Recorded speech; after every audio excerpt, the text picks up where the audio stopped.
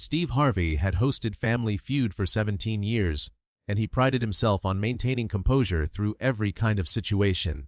He had handled awkward answers, unexpected marriage proposals, family arguments, and countless emotional moments with his characteristic blend of humor and empathy. But on that gray November afternoon in 2024, something would happen that would shake him so profoundly that for the first time in his career, he would walk off the stage in the middle of a taping, unable to continue. The two families standing ready to compete seemed ordinary enough at first glance. On one side was the Patterson family from Ohio, and on the other was the Morrison family from Oregon. But there was something unusual about the Morrison family that the producers had noted during the pre-interview process, something that would transform a game show into one of the most extraordinary moments ever captured on television. Standing at the center of the Morrison family was 62-year-old Carol Morrison, flanked by her siblings, 3 brothers and 1 sister, all in their 50s and 60s. But there was also a younger woman, about 35 years old, standing slightly apart from the others, and the way the family kept glancing at her with expressions that mixed joy with something deeper, something almost like disbelief, suggested there was a story here that went far beyond a typical game show appearance. The Morrison family won the main game with solid teamwork, and as they prepared for fast money, Steve noticed the unusual energy among them. They weren't celebrating their victory with the usual excitement. Instead, they seemed nervous, almost anxious, as if the game itself was secondary to something else they were carrying. Carol's brother James volunteered to go first for fast money, and he scored 167 points, which meant the second player would need only 33 points to win the $20,000. Carol stepped up to play the second round, but before Steve could start asking questions, she held up her hand and said in a voice that was shaking, "Mr. Harvey, before we do this, there's something my family needs to tell you. Something we need to tell everyone watching." Steve looked at her curiously, then glanced at the producers in the booth, who signaled him to let her continue. Carol took a deep breath, looked at her siblings, and then at the young woman standing with them, and she said, "That woman standing with my family is my sister Jennifer. 3 weeks ago, we didn't know if she was alive or dead. We hadn't seen her in 32 years. And we found her because of a Family Feud audition video." The studio fell silent. Steve's smile faded and he moved closer to Carol, his expression shifting from entertainer to the deeply empathetic person he became when he sensed real pain and real stakes. Carol continued, her voice breaking, "In 1992, when Jennifer was 3 years old, our family was torn apart in a way we never recovered from. And standing here today with her, alive and safe, is a miracle we never thought we would experience." She turned to Jennifer, who was now crying, and said, "This isn't just a game show for us. This is the first time in 32 years that all 6 Morrison siblings have been together. And before we play for money, we need to tell the story of how we lost her and how we found her, because it matters more than anything we could win today." The story Carol began to tell went back to 1992, to a time when the Morrison family lived in a small town in rural Oregon. Their father, David Morrison, had been a long-haul truck driver, and their mother, Susan Morrison, worked as a nurse at the local hospital. They had 6 children, ranging in age from 15-year-old Carol down to 3-year-old Jennifer, the baby of the family. They weren't wealthy, but they were close-knit and happy, the kind of family that had loud dinners and inside jokes and traditions that bound them together.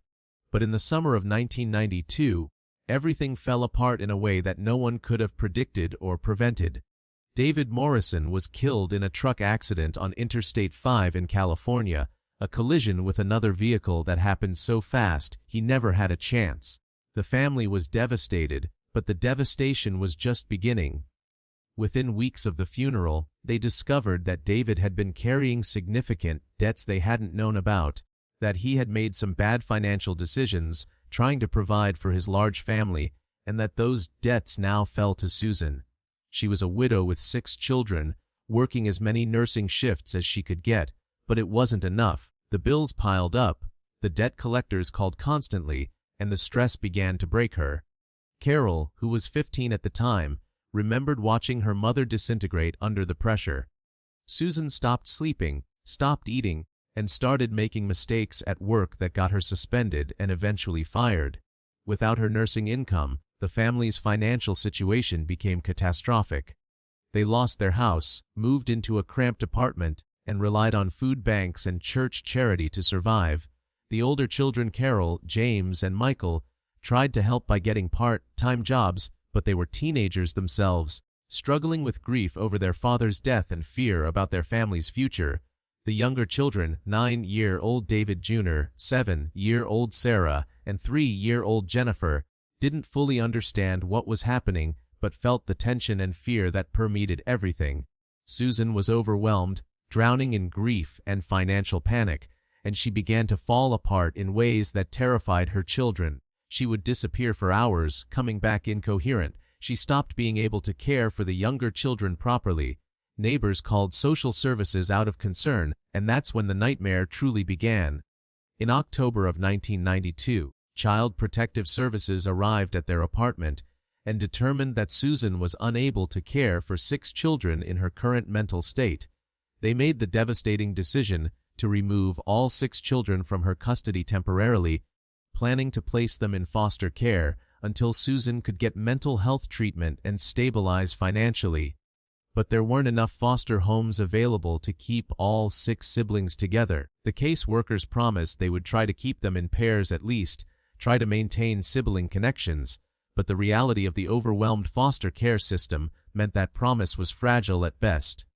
Carol, James, and Michael, being teenagers, were placed together in one foster home. 9-year-old David Jr. and 7-year-old Sarah were placed together in another home, and 3-year-old Jennifer, the baby, was placed alone with a foster family on the other side of the state.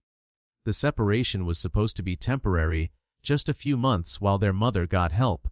But temporary became permanent in ways no one anticipated. Susan Morrison never recovered from losing her children. The trauma of having them removed, combined with her existing grief and mental health struggles, pushed her into a complete breakdown. She was hospitalized, diagnosed with severe depression and PTSD, and spent months in psychiatric care. By the time she was released, the state had determined that she was unfit to regain custody, and the children had been in foster care for over a year. The older children, now 16, 15, and 14, were placed in a group home for teens. David, Judah, and Sarah remained with their foster family, who were considering adoption. And Jennifer, who had been with her foster family since she was 3 years old, had been legally adopted by them. At 4 years old, Jennifer Morrison had become Jennifer Walsh, daughter of Robert and Patricia Walsh, and legally, she was no longer a Morrison at all. The adoption was finalized quickly because Jennifer was so young and had no memory of her biological family, and because the state wanted to provide her with a stable, permanent home after the trauma of being removed from her mother. The Walshes were told about Jennifer's 5 older siblings, but they were also told that Jennifer had no relationship with them, that she had been too young when separated to remember them, and that contact might be confusing and destabilizing for such a young child. Carol, James, and Michael aged out of foster care when they turned 18. And they immediately tried to find their younger siblings. They found David Jr. and Sarah relatively easily because they were still in the same county, still in touch with some of the same case workers. The reunion was emotional and complicated, both younger siblings having been deeply affected by the separation and the years in foster care, but they were able to rebuild their relationships over time. But Jennifer was different. Jennifer had been adopted, her records had been sealed, and the only information the older siblings could get was that she had been placed with a family out of state and that her adoption was closed, meaning there would be no information shared and no contact allowed. They were told that Jennifer was young enough that she wouldn't remember them, that she had a new family and a new life, and that trying to contact her would only cause confusion and potential harm. The caseworker, trying to be kind, suggested that the best thing the older siblings could do was let Jennifer have her fresh start and be grateful that at least one of the 6 children had found a stable, loving home. But Carol couldn't let go. None of them could, but Carol especially felt a responsibility as the oldest to find Jennifer somehow. She was haunted by the memory of 3 8-year-old Jennifer crying as she was taken away by strangers, by the promise Carol had made that they would all be together again soon, a promise that turned out to be a lie. Carol spent years trying to work through the system, hiring lawyers she couldn't afford, filing petitions to unseal adoption records, registering with every reunion registry she could find, and getting nowhere. Adoption records from the 1990s were sealed tight, privacy laws protected adoptive families, and Jennifer's new parents, the Walshes, had apparently moved several times, making them even harder to trace. By the time Carol was in her 30s, she had 5 children of her own, a full-time job, and a life that was busy and demanding, but she never stopped looking for Jennifer. She never stopped wondering if her baby sister was okay, if she was happy, if she ever thought about the family she had lost. The years passed, and the 5 older Morrison siblings built their lives around the hole Jennifer's absence had created. They stayed close to each other, gathering regularly, supporting each other through marriages, divorces, children, illnesses, and all the normal chaos of life. But there was always an empty chair at their gatherings, a missing person in their family photos, a sister they talked about in past tense, even though they hoped she was alive somewhere. Their mother Susan lived until 2015, never recovering from the guilt of losing her children, never forgiving herself for the breakdown that had led to their removal. She died without ever seeing Jennifer again, and her last words to Carol were, "Find her. Please find her and tell her I'm sorry." Carol promised she would, but privately, after 23 years of searching and finding nothing, she was losing hope that Jennifer could ever be found. Then in 2024, 32 years after the separation, something extraordinary happened that would change everything. Carol's daughter, who was 23 and active on social media, had been encouraging her mother and uncles to apply for Family Feud as a family bonding experience. Carol resisted at first, saying it felt wrong to appear as the Morrison family when one of them was still missing, but eventually, her siblings convinced her that maybe it would be good for them, a way to celebrate what they had survived and rebuilt. They made an audition video in Carol's living room, all 5 siblings together, and Carol's daughter posted it to TikTok along with their official application. The video was typical of family audition videos, lots of energy, some jokes, everyone talking over each other and showing their personalities. But at the end, Carol had added something that her siblings hadn't expected. She looked at the camera and said, "We're the Morrison family from Oregon, and we're 5 siblings who love each other and stick together no matter what. But we should be 6. If you're out there, Jennifer Morrison, born in 1989, taken into foster care in 1992 and adopted, we're still looking for you. We never stopped looking. We never stopped being your family." The video went viral in a way that none of them anticipated. Within 48 hours, it had been viewed over 5 million times.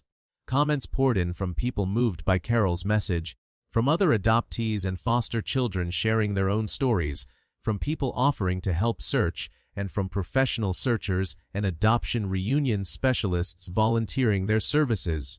Carol's daughter frantically tried to respond to the flood of messages, and among them was one that made her heart stop. A woman named Jennifer Walsh had commented, "I was born in 1989 and was adopted from Oregon in 1992. I've always known I had siblings but never knew how to find them. Is this real?" Carol's daughter immediately sent her a private message, and within minutes, they were on a video call, Jennifer's face on the screen looking at Carol's face for the first time in 32 years. Jennifer was crying, Carol was crying, and within hours, all 5 older siblings were on a group video call with the sister they had lost 3 decades earlier. The reunion that followed was overwhelming in every possible way.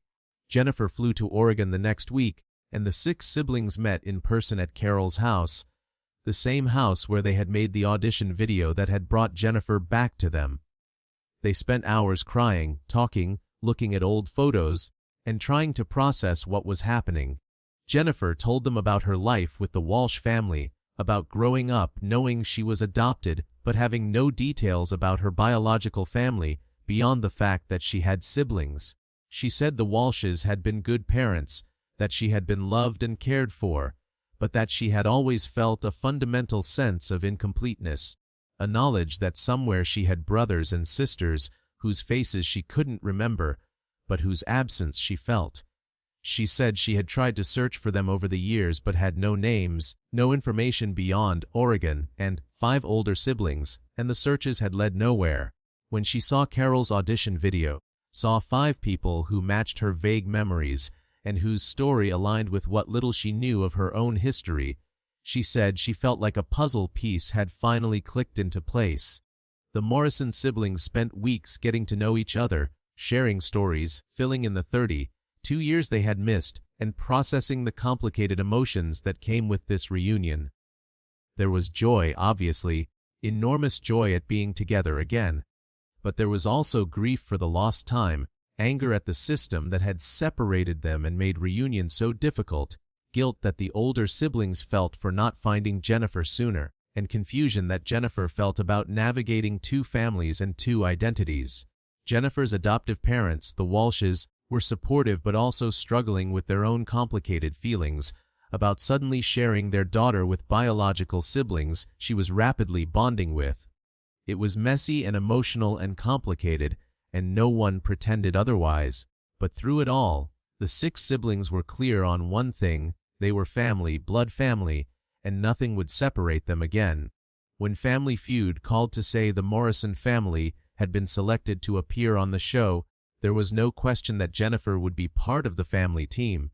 She legally had a different last name now, but she was a Morrison by birth and by choice, and she belonged with them. The producers were told the basic story, that this was a family that had been separated and recently reunited, but they didn't understand the full scope of what had happened until the moment Carol stood on that stage and began to explain. Now, with the studio silent and Steve Harvey listening with an expression of stunned disbelief, Carol continued the story. She explained how Jennifer had been lost, how they had searched for 3 decades, how a TikTok video had accomplished what 32 years of legal searches and reunion registries had not. She explained that standing on this stage with all 6 siblings together was something they had dreamed of for 32 years, something they had believed would never happen, and that whatever happened with the game, this moment was already the greatest prize they could imagine. Steve Harvey had tears streaming down his face. He looked at Jennifer, who was sobbing openly, and then at the 5 older siblings, all crying, all holding hands in a line. He looked at the audience, where not a single person was dry-eyed, and then at the crew, where camera operators and producers were wiping their eyes and trying to maintain their composure. Steve tried to speak several times, but his voice kept breaking. Finally, he looked at Carol and said, "I need a minute. I'm sorry, I need a minute." And then Steve Harvey, the consummate professional who had never walked off a set in 17 years of hosting Family Feud, turned and walked off the stage, his shoulders shaking as he cried. The audience sat in stunned silence. The producers didn't know what to do. The Morrison family stood on stage, holding each other, and Carol called out, "Mr. Harvey, we're sorry, we didn't mean to upset you." But Steve was gone, standing in the backstage area with his hands over his face, overcome by the weight of what he had just heard. Production paused for 15 minutes while Steve collected himself. When he finally returned to the stage, his eyes were red, his face was wet, and he made no attempt to hide that he had been crying. He walked directly to the Morrison family, and he did something he had never done in thousands of episodes of Family Feud. He asked for permission to hug all of them, and then he embraced each of the 6 siblings individually, holding Jennifer especially long, and whispering something to her that the microphones didn't pick up, but that made her cry even harder.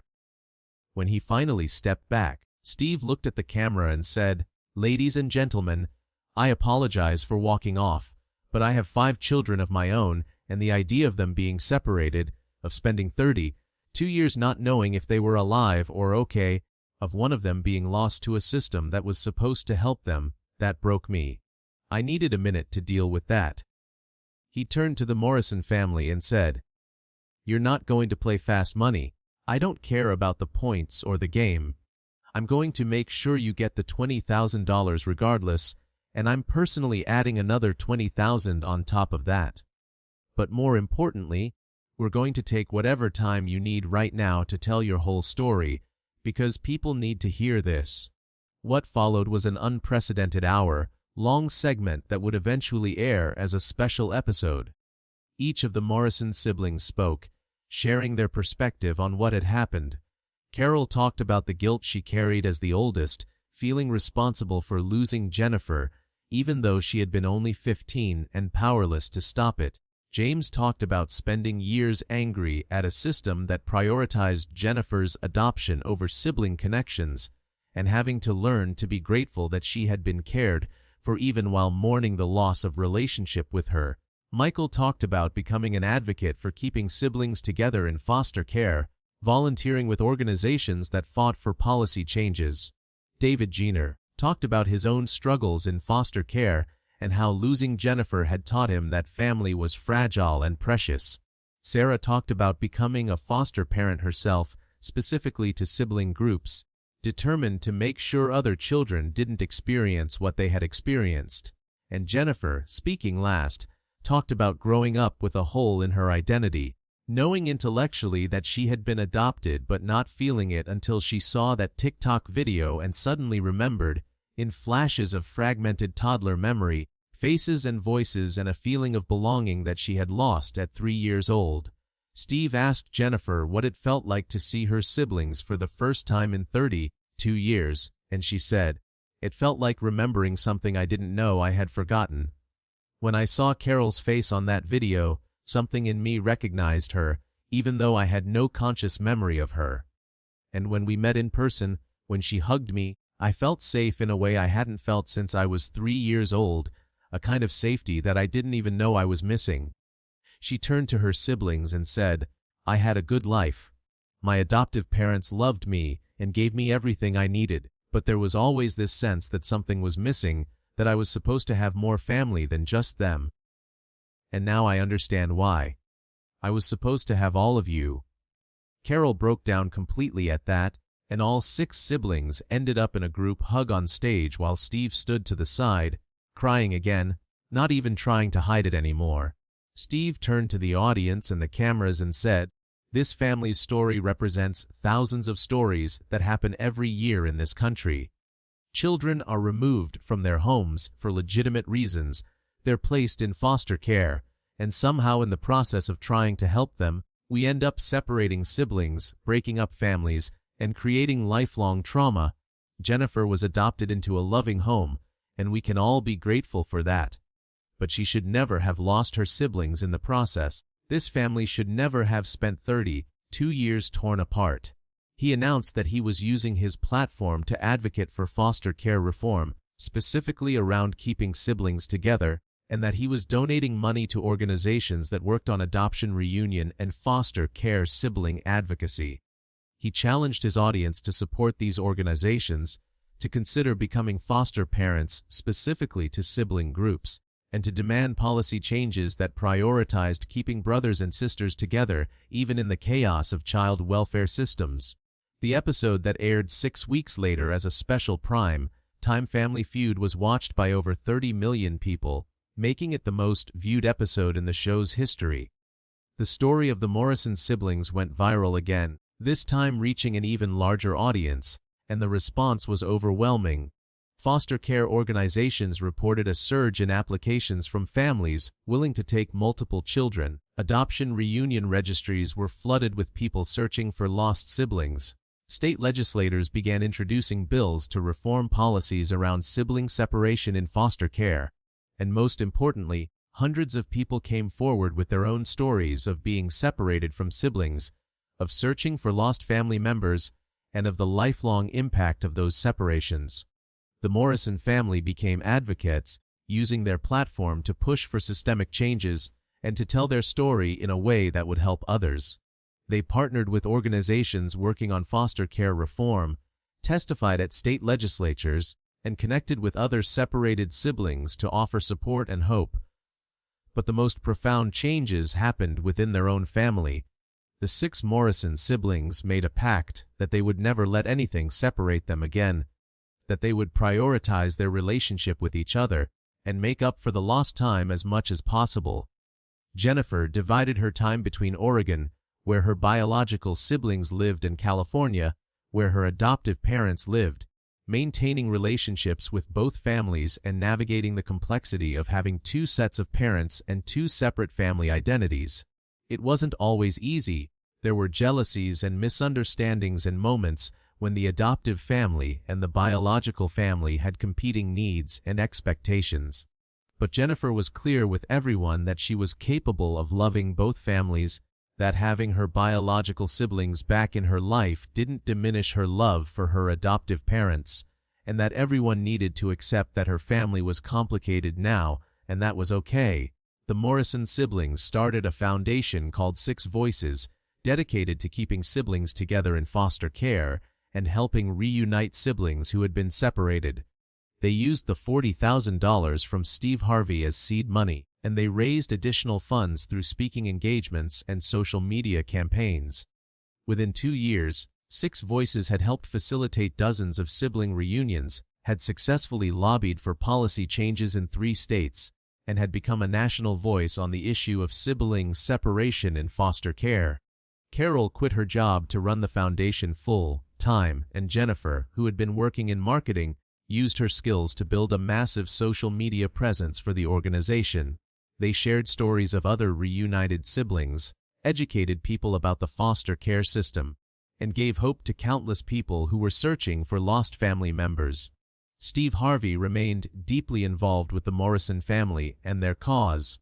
He had them back on his talk show multiple times, featured their foundation in his philanthropic work, and frequently referenced their story as an example of the power of family and the importance of never giving up hope. He said in interviews that meeting the Morrison family had changed him, had made him aware of an issue he had never fully understood before, and had reminded him that his platform came with a responsibility to shine light on stories that mattered. The moment when he walked off stage, unable to continue because of the emotional weight of their story, became one of the most referenced moments of his career, cited as an example of authentic emotion in an era of manufactured reality television. 5 years after their reunion, the Morrison family gathered for a major milestone, the adoption of David Jenner's son from foster care, making the next generation's first experience with the foster care system a positive one that kept family together rather than tearing it apart. All 6 siblings were there, along with Jennifer's adoptive parents, who had by then fully embraced their daughter's expanded family and become friends with the Morrison siblings. They took a family photo, 6 siblings, their spouses, their children, and Jennifer's adoptive parents, a family that had been shattered and had painstakingly rebuilt itself into something larger and more complicated, but ultimately stronger than it had been before. Carol looked at that photo and thought about her mother, Susan, who had died without seeing this reunion, who had carried the guilt of losing her children until her last breath. Carol said a prayer that somehow her mother knew they had found Jennifer, that the family had been made whole again, and that the trauma that had started with her father's death in 1992 had finally, after 32 years, been transformed into something that looked like healing. Jennifer often reflected on the strange twist of fate that had brought her back to her siblings. She said in interviews that if Carol hadn't added that message at the end of the audition video, if she herself hadn't happened to be scrolling TikTok that day, if any one of a dozen small factors had been different, they might never have found each other. She said it felt like the universe had intervened, like after 32 years of closed doors and dead ends, something had finally aligned to bring them together.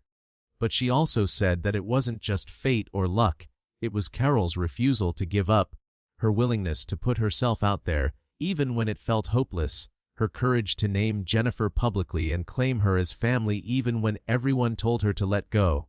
Jennifer said that Carol's love, persistent and unwavering across 3 decades, was what had ultimately brought her home. The Morrison siblings made a point of acknowledging the complexity of their story in everything they did with 6 Voices. They never pretended that Jennifer's adoption had been wrong or that her adoptive parents were villains. They made it clear that the Walshes had given Jennifer a loving home and that they were grateful for that. But they also refused to accept the false choice that had been presented to them, the idea that Jennifer could either have a stable adoptive home or maintain connections with her biological siblings, but not both.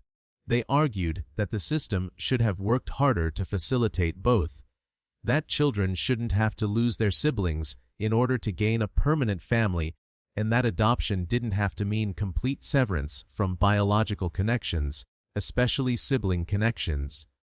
They acknowledged that their reunion had come with challenges, that integrating Jennifer back into the family after 32 years had been complicated and sometimes painful, but that the complexity was worth it because family, even complicated family, was worth fighting for. As the Morrison siblings aged, they became elder statespeople in the foster care reform and adoption reunion movements. They trained social workers, consulted on policy development, and continued to share their story with anyone who would listen. They never tired of telling it because they knew that every time they shared, someone else gained hope, someone else felt less alone, someone else found courage to keep searching or to reach out to a lost family member. They received thousands of letters and messages from people who had been inspired by their story to search for siblings, to push for policy changes, to become foster parents, or to heal from their own experiences of family separation. Each letter reinforced their belief that their pain and their eventual reunion had meaning beyond just their own family, that their story could be a catalyst for change and healing for others. The Family Feud episode featuring the Morrison family's revelation became required viewing in many social work programs, used as a teaching tool about the long-term impact of sibling separation and the importance of maintaining family connections whenever possible. Foster care agencies used clips from the episode in training for new case workers, reminding them that every decision they made about placing children had ripple effects that could last decades. Adoption agencies began reconsidering policies around closed adoptions, particularly in cases involving siblings, and several states passed laws requiring case workers to make greater efforts to maintain sibling connections even across adoption boundaries. The Morrison family's story didn't solve the entire problem of sibling separation in foster care. The issue was too large and too systemic for any one story to fix, but it moved the conversation forward, increased public awareness, and gave ammunition to advocates who had been fighting for reform for years.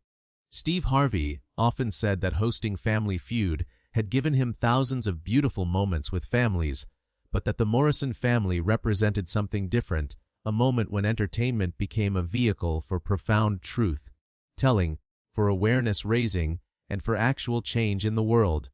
He said that walking off stage had been instinctive, that he physically couldn't continue in that moment because the weight of what he was hearing was too much to bear while still performing as a host. He said that when he came back, he made a choice to let the show become something other than what it usually was, to let it be a platform for the Morrison family to tell their complete story rather than just a game show appearance. He said that choice, to prioritize their story over the format of the show, was one of the most important decisions he had made in his television career. In the end, the story of the Morrison siblings became more than just a story about one family's reunion. It became a testament to the power of persistence, the importance of believing that lost family can be found, the complicated reality of adoption and foster care, the resilience of sibling bonds even across decades of separation, and the potential for social media and modern technology to accomplish what decades of traditional searching could not. It became a reminder that behind every statistic about children in foster care is a real family being affected, real relationships being severed, and real trauma being created even by systems that are trying to help. And it became a call to action, demanding that society do better by vulnerable children, that we find ways to keep siblings together even in crisis, and that we never accept family separation as an inevitable or acceptable cost of child welfare work. The Morrison siblings, in their 70s now, still gather regularly, still consider their reunion at ages 62, 60, 58, 53, 51, and 35 to be the defining moment of their adult lives, and still work through 6 voices to help other families find each other. They have facilitated over 500 sibling reunions, influenced policy in 12 states, and become nationally recognized advocates. But more than any of that, they are simply 6 people who love each other, who lost each other for 32 years, and who found each other again through a combination of persistence, modern technology, and a moment of vulnerability when Carol added those few extra sentences to a Family Feud audition video. They are a family that was broken and that chose to heal, that was separated and that fought their way back together, and that now uses their pain and their joy to help others do the same. And every time they gather, all 6 of them together with their children and grandchildren and Jennifer's adoptive parents, who have become part of this expanded family, they remember that moment on the Family Feud stage when their story became public, when Steve Harvey walked off crying, and when the world started paying attention to the thousands of siblings who were still separated, still searching, and still hoping for their own moment of reunion.